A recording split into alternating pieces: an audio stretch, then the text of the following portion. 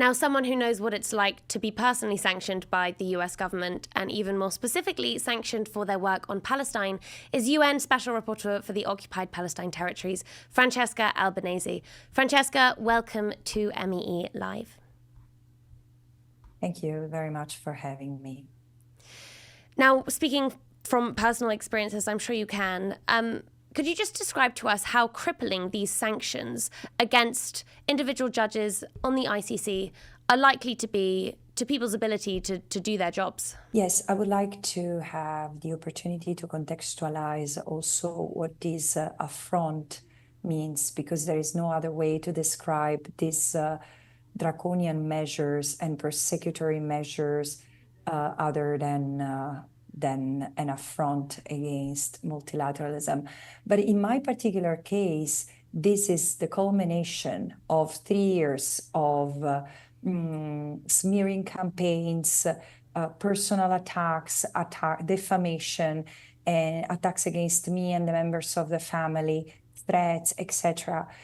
I think that the more you resist to the attempt to silence you, the more you expose yourself. And as the International Criminal Court has itself naturally put its work in the line because of simply pursuing justice and so delivering its mandate, same as happened to me. I've done nothing else than serving with loyalty and a sense of sacrifice what the United Nations have asked me to monitor and document the reality in the occupied Palestinian territory. And I've been particularly unfortunate in having to do that in the time of genocide.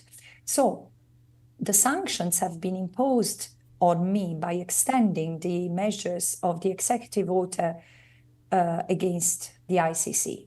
And that executive order should be studied in and of itself, because how is it possible that international justice represents a threat to the United States? However, what does it mean in practice? It means that you are financially censored. Not only you are banned from entering the United States, which might or might not directly impact you. In my case, it does impact my work because I'm due to present my report once a year to the General Assembly. And this year I couldn't, because I was not, my diplomatic visa was withdrawn, and another visa was not renewed, not even to go just to present the report. But also I have personal attachment and interest in the US, given the fact that my daughter is an American citizen. We have an apartment in Washington. We used to go there. So it touches me personally. But besides this, what does it mean to be financially censored? It means that you are cut off any financial transaction.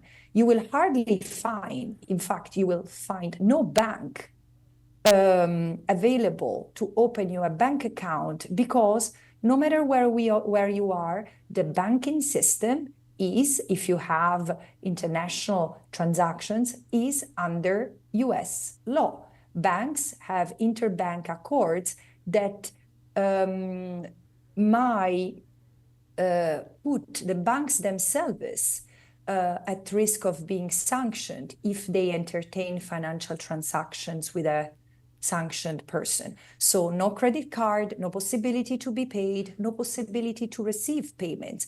And it's much harsher than that, because, for example, which means that, for example, you are in a city, you cannot, my applications have to operate financial transactions have been cut. My bank account has had to be closed. I had it in the US, and I was not able to open it in any other countries where I've tried. But then even, my medical insurance refused to reimburse me. I have a private medical insurance, and they refused to reimburse me because I'm sanctioned by the US. The European Union Parliament invited me for a talk recently. They booked a room for me, and it was cancelled because it was on my name. Wow, Even financial transactions that have nothing to do with me, but have my name on it. For example, you try to transfer £1 or $1 or €1 to your friends with my name in it. Wow. It won't pass. I'm so sorry, firstly, that you're having to deal with this, and it shows how crippling these sanctions can be. And yet the US is threatening to ramp up its sanctions, not just to impact individuals associated with the ICC, but the ICC as a whole. If they are to go ahead with that, what would that mean for global justice?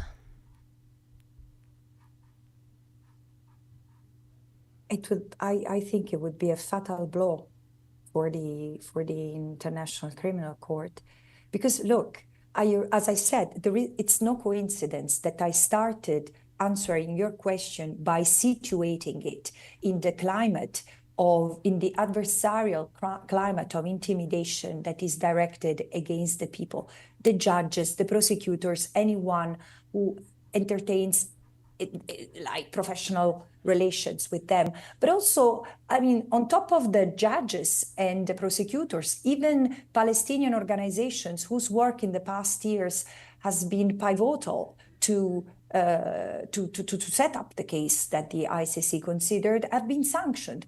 So this is why I say it's very, very persecutorial, and it's intended as a blow to the international justice system that has in international criminal law, which is outside the United Nations system. It's most vulnerable part, but also its more critical part, especially in a time like this, where crimes seems to have become more tolerated than ever. And I fear a system where criminal endeavors become normalized and the norm. And actually, those Palestinian rights organizations that you just pointed out rightfully have been affected by these sanctions. Groups like Al-Haq and the Palestinian Center for Human Rights.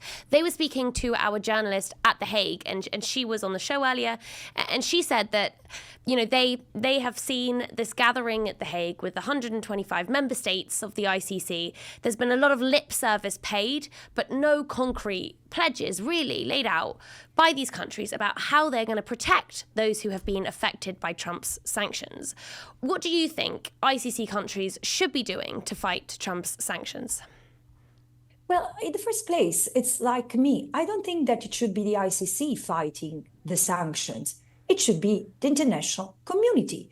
Now, there have been about, correct me if I'm wrong, memory might fail me, but there have been over 70 states the day after the sanctions reached members of the ICC to speak against it. Same thing with me. So many member states have expressed solidarity. There has been the totality, almost, not the totality, but almost the totality of my colleagues, the fellow independent expert and special rapporteurs, denouncing these in their statements at the Human Rights Council and the General Assembly recently. And they've been welcome and noted by member states. But then no one seems eager to move forward toward challenging these sanctions. This cannot be left upon us, judges, prosecutors as individuals, or the institution, the ICC as a whole, or even worse, the Palestinian Human Rights Organization, who are the weakest part of the chain.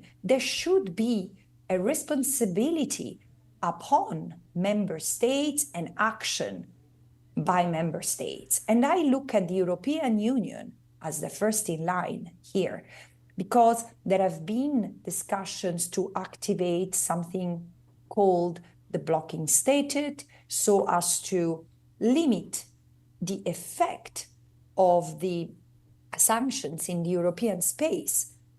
But there is no concrete talk about that. I was in Brussels. I don't know what the judges and the prosecutors did, but I was in Brussels for public and private meetings. And I tell you, it's not that there is confusion.